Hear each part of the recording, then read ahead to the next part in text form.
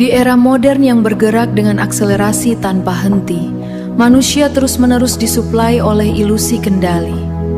Kita hidup di pusaran metrik pencapaian yang membuat ego membengkak. Kesombongan bukan sekadar cacat moral, melainkan bermutasi menjadi mekanisme pertahanan. Kita merasa berkuasa karena bisa merekayasa hasil tindakan kita.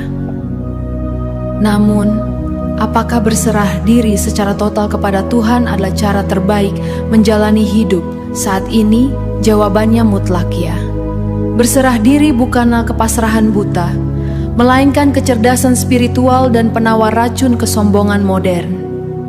Mari kita bedah bahaya kesombongan secara ilmiah dan psikologis. Ketika manusia merasa dilihara topeng kesempurnaan, dorongan mempertahankan citra superior ini memicu lonjakan hormon tisol secara kronis. Tubuh dan pikiran dipaksa berada dalam mode waspada abadi. Kesombongan menuntut kita selalu diakui. Inilah akar kelelahan mental yang mewabah. Sifat munafik yang lahir dari ego yang berlebihan perlahan membuat kita terasing dari esensi kemanusiaan kita. Bagaimana berserah diri mematahkan siklus destruktif ini? Jawabannya ada pada relasi, tarikan, dan manifestasi paling nyata dari batasan kendali manusia. Saat kita sadar secara mendalam bahwa bukan naplah jaminan kendali itu, berserah diri dimulai dari penerimaan bahwa ritme kehidupan ini tunduk pada hal lebih besar dari sekadar ambisi duniawi. Di era digital ini, berserah diri menuntut harmoni presisi antara ikhtiar maksimal dan pelepasan ekspektasi.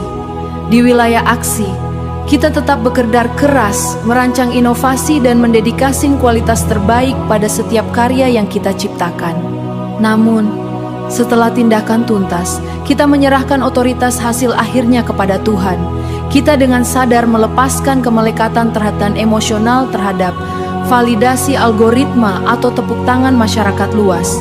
Sikap penyerahan ini menjadi tameng psikologis terkuat.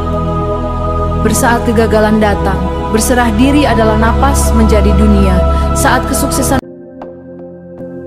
ya, sikap ini adalah sebuah urgensi mutlak saat ini.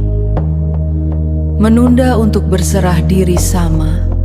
Menunda untuk berserah diri samas dengan membiarkan batin kita terus tergerus dan diombang-ambingkan oleh mesin kecemasan dunia. Ada beberapa alasan kuat mengapa keputusan ini sangat mendesak: kecepatan arus validasi dan metrik. Setiap harinya kita dihadapkan pada fluktuasi angka.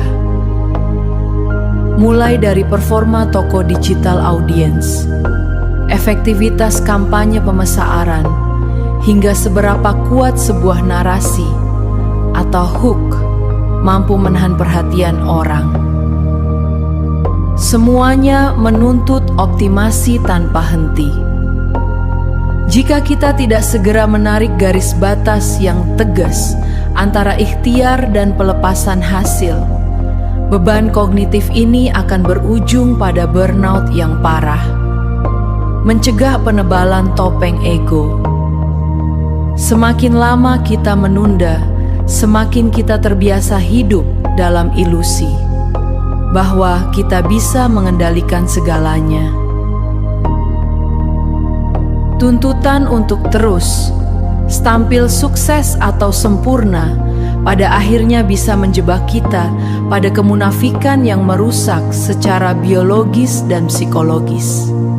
Kehilangan momen kehadiran, mindfulness, kesadaran bahwa kendali kita sangat terbatas, bahkan hanya sebatas pada tarikan dan hembusan napas kita saat ini. Menunda penyerahan diri berarti kita terus hidup di masa depan, mencemaskan hasil, atau di masa lalu, menyesali metrik yang tidak tercapai, dan lupa untuk benar-benar hidup dan berkarya di saat ini. Keputusan untuk berserah secara total bukanlah tombol jeda untuk menghentikan laju inovasi, kreativitas, atau produktivitas harian. Sebaliknya adalah pelepasan beban ekspektasi yang tidak perlu dari pundak kita, sehingga kita bisa beroperasi dengan kejernihan maksimal. mengingat betapa cepatnya arus informasi dan tingginya tuntutan performa setiap harinya.